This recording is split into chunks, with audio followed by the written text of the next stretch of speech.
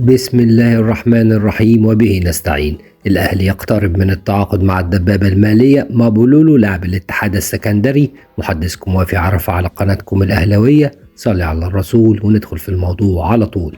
يبدو أن مجلس إدارة النادي الأهلي ينوي على الظهور بمظهر جيد في كأس العالم للأندية القادمة 2025 في شكله الجديد بمشاركة 32 نادي، وهذا ما دفع مجلس إدارة النادي الأهلي بناء على تعليمات من مارسيل كولر المدير الفني للفريق بالإسراع في التعاقد مع مهاجم من العيار الثقيل،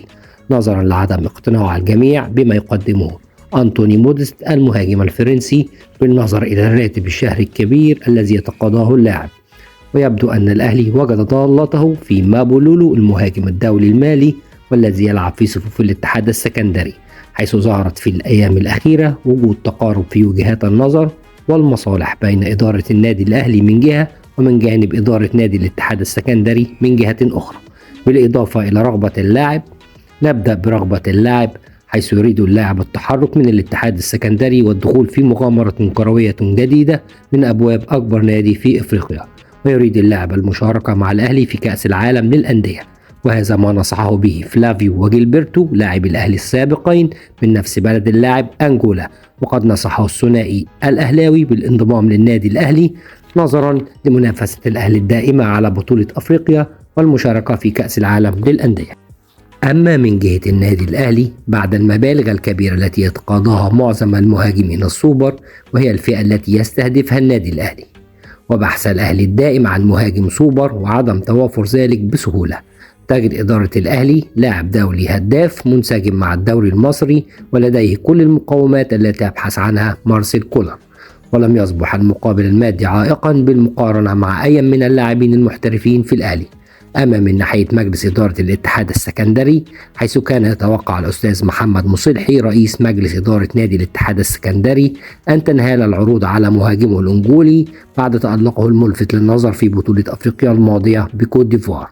وإحرازه العديد من الأهداف، وهذا ما حدث بالفعل، ولكن كان المقابل المادي ضعيف جدا، وهذا بسبب كبر سن اللاعب، وأن معظم الأندية الأوروبية تبحث عن لاعبين صغيرين السن لاستثمارهم في المستقبل وإعادة بيعهم بثمن أكبر، وهذا ما لا يمكن حدوثه في حالة مابولولو، أيضا لأن عقد اللاعب سينتهي في 2025 وسيصبح من حقه الانتقال إلى أي نادي مجانا، مما دفع إدارة نادي الاتحاد إلى الموافقة على انتقال اللاعب للنادي الأهلي بمقابل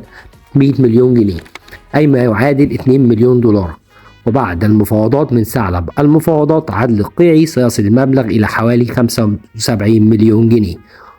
أي حوالي 1.5 مليون دولار، وهو مبلغ مناسب جدا لما يتمتع به اللاعب من إمكانيات. وإذا نجح الأهلي في إتمام هذه الصفقة سيكون الأهلي وجد ما كان يبحث عنه في مابولولو، حيث يستطيع اللاعب ترجمة كل الفرص السهلة التي تضيع أمام المرمى، حيث احتل مابولولو صدارة هداف الدوري الموسم الماضي، كما ينافس هذا العام على اللقب مرة أخرى،